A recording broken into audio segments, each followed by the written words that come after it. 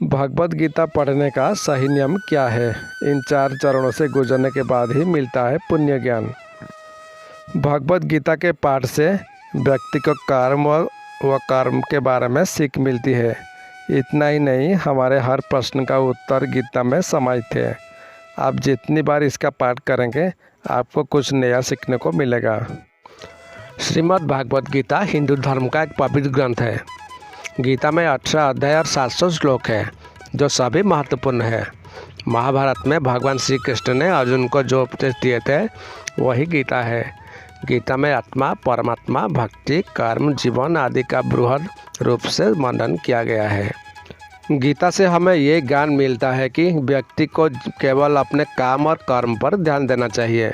साथ ही कर्म करते समय इस बात का ध्यान रखना चाहिए कि हम जो भी कर्म कर रहे हैं उसका फल ही हमें निश्चित ही प्राप्त होगा।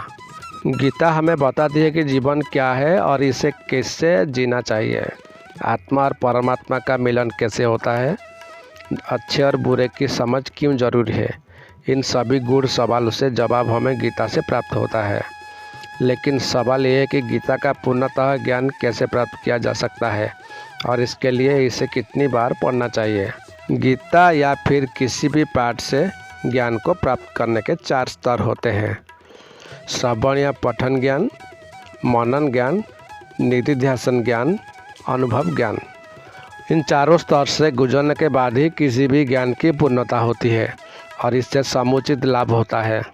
इसका अर्थ ये है कि आप पहले पढ़ते या सुनते हैं, इसके बाद पढ़े सुने ज्ञान के बारे में चिंतन व मनन करते हैं।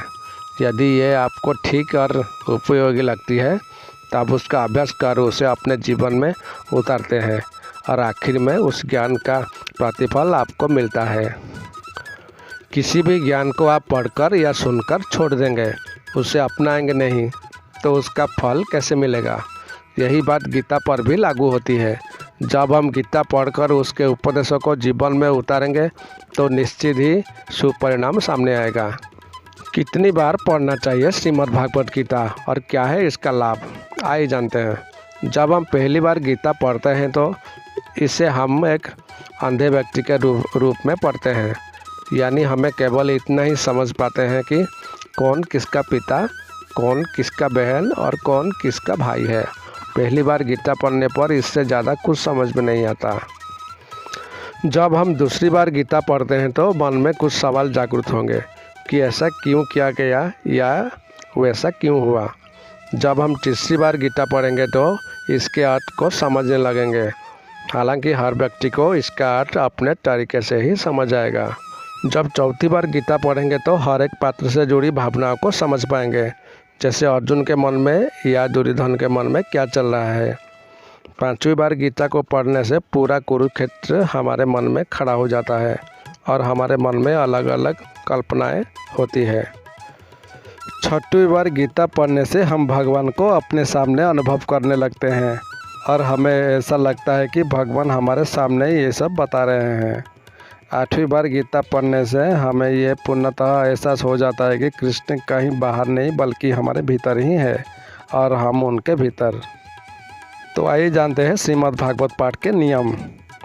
भागवत गीता पढ़ने के लिए सुबह का समय सबसे उत्तम माना जाता है, क्योंकि इस समय मन, मस्तिष्क और वातावरण में शांति व सकारात्मकता होती है। गीता का पाठ हमेशा स्नान के बाद और शांतचित्त मन से ही करना चाहिए। पाठ करते समय बीच बीच में उधर उधर की बातें नहीं करना चाहिए और ना ही किसी कार्य के लिए बार बार उठना चाहिए।